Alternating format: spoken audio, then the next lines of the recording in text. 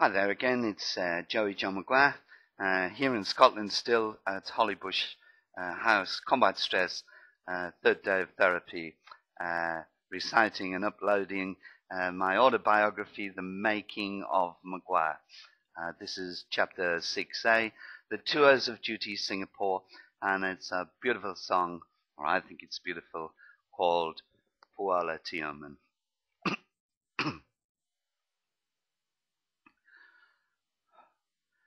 Let the sea take my boat to Puala Tioman. I am bound from Mersing for Puala Tioman. I have left everything for Puala Tioman.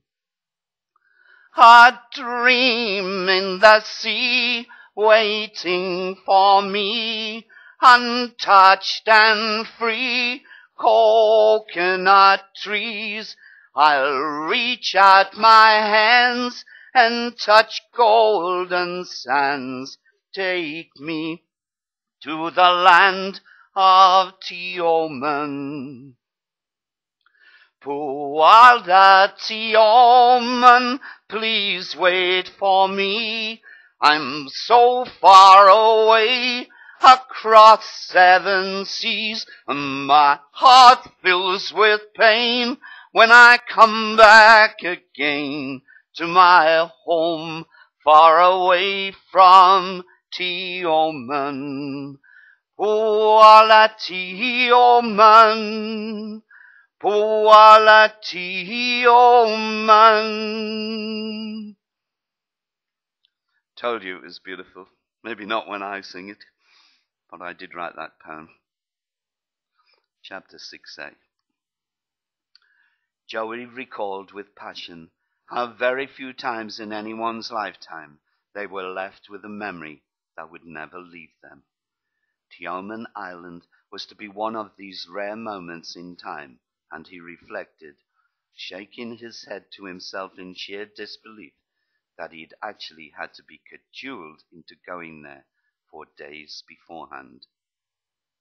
Along with the paymaster and his staff, they had requisitioned a vehicle and set off over the causeway to Malaysia and northeast to the port of Mersing. On arrival at the port, the paymaster set about the task of acquiring a boat while everyone sat on the back of the Land Rover, chewing the fat for about half an hour. He returned successfully and smiling. Joey hadn't realized it then, but he was about to set off on the experience of a lifetime. It was an old fishing boat, resembling a lump of driftwood, no longer than 20 foot, with the most unlikely crew of 3 men you could possibly imagine thrown in free of charge. A sense of panic had set in immediately. Joey remembered thinking, my God, we're about to set out into the middle of the South China Seas with this lot. I don't believe I'm actually doing this. A strong swimmer maybe he was, but Joey had never forgotten the time in Sussex when he'd swum out to sea too far on his own in the early morning sun and almost ended his days as fish fodder. His life had flashed by him on that occasion. He'd nearly died through the pure terror of dying all alone, with no one to hold on to, let alone the agony of actually drowning. Thoughts of monsoons and tidal waves flashed through his mind, but he eventually boarded the tiny craft, kept his thoughts to himself, the fact that they'd all die together if anything went wrong, consoling him.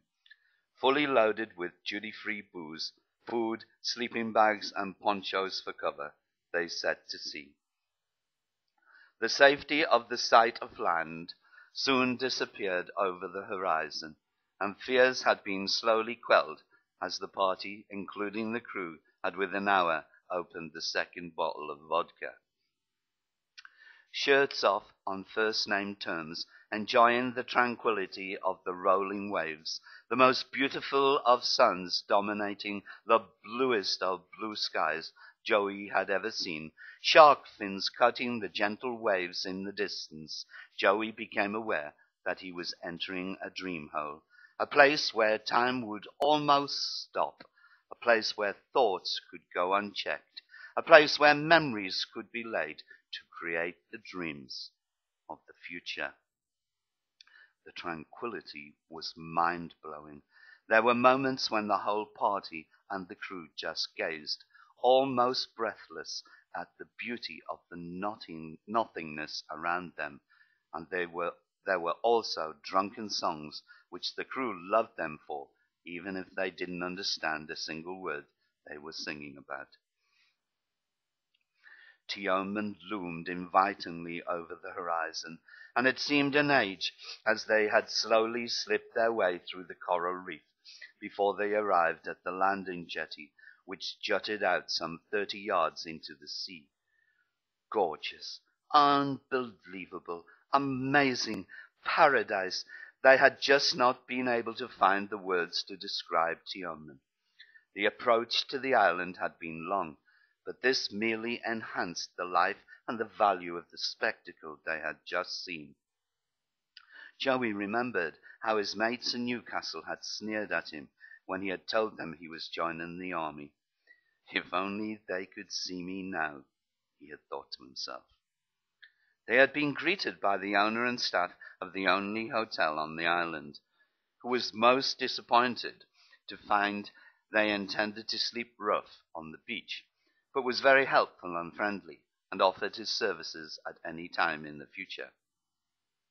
Before they had blinked, the evening sun was quietly slipping away on the distant horizon.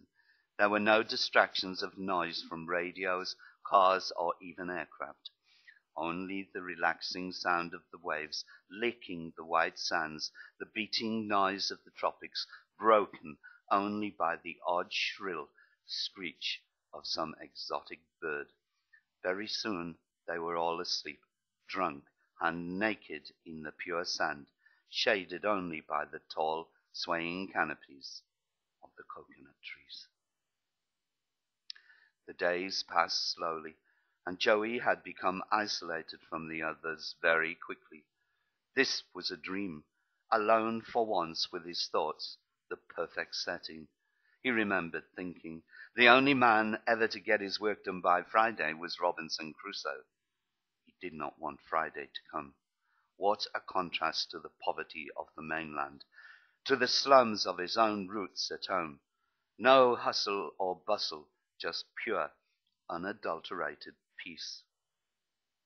When with the others, they'd had mountains of fun exploring the island, scuba diving, cooking, drinking, sunbathing, and all the usual pursuits of the average holidaymaker.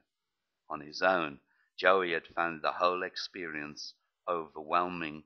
He had begun to question his whole existence, his rights to freedom. The army had taken away part of himself without him even knowing. Tioman had made him realize that he had no wish to become an old soldier. He remembered spending considerable time trying to convince the hotel staff that the streets of the West were not paved with gold, and that what they had was God-given and irreplaceable, but to no avail. He had known if it had been possible for him to have swapped places with any one of them, he would have done so without question, even to this day. Joey looked around him. There was no sign of his solicitor.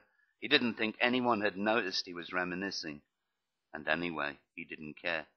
He'd just been to Puala Tioman, somewhere no one could ever take from him. If only he could have been there throughout this whole wicked trauma, things would have been so much more bearable.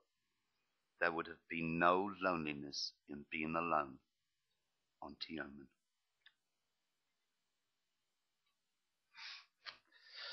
It's a bit tear-jerking, that.